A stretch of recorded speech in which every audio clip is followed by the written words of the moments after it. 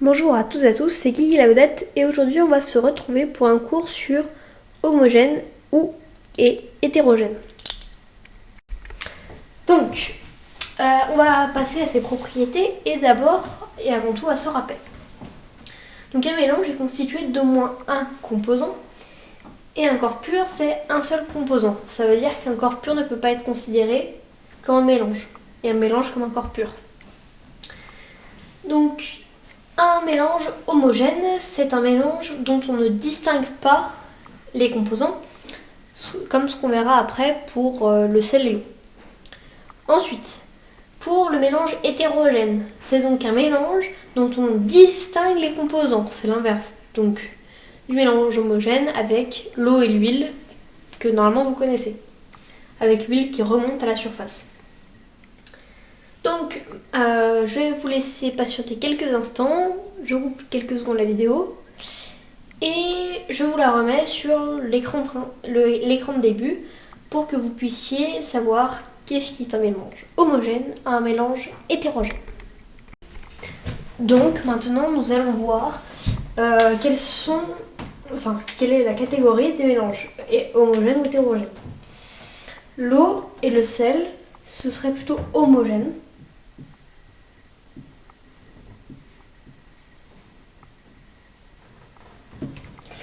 Puisque on n'a aucun point qui nous dit si il y a le sel encore présent. Hop, je vous réécris, que vous puissiez bien lire. Ensuite, là pour l'eau et l'huile, donc en bleu on a l'eau, en rouge qui va représenter l'huile. Et on voit bien que ici on a deux couches. Ici l'eau.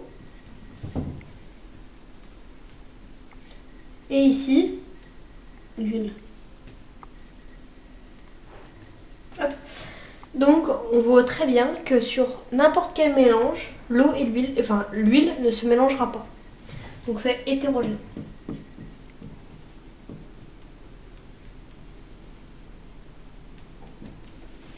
Ensuite, l'eau et le pétrole, c'est la même chose. Ici, nous avons l'eau. Ici, le pétrole.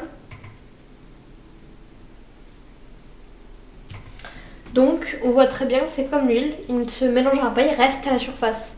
D'où pourquoi les marées noires, on met des boudins juste en surface pour stopper l'avancée du pétrole.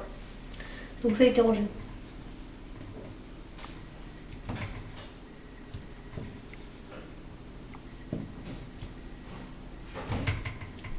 Ensuite, l'eau et le sirop fraise. Donc pourquoi j'ai mis fraise? Parce que ça va donner une couleur rouge. Et on voit très bien qu'ici, alors on a un petit trait noir, mais c'est une erreur de ma part. On voit qu'il n'y a aucune trace que ce serait un mélange hétérogène. Donc ce sera homogène.